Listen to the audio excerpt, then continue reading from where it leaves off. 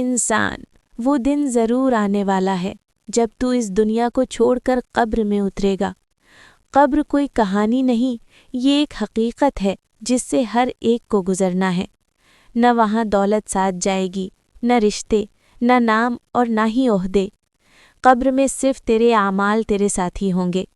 अगर आमाल अच्छे होंगे तो कब्र जन्नत का बाग बन जाएगी, और अगर आमाल बुरे होंगे तो कब्र अजाब का गड्ढा बन सकती है।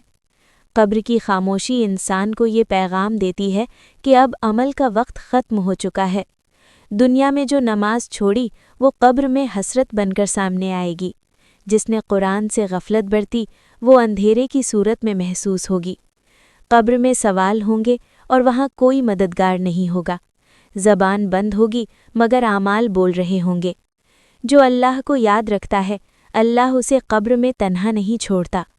कब्र हमें हर दिन पुकार कर कहती है, मैं आखिरत की पहली सीढ़ी हूँ।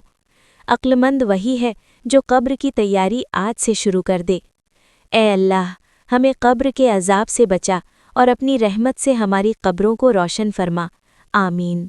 ऐसी और हदीसें और इस्लामी वीडियो देखने के लिए हमारे चैनल को सब्सक्राइब करें।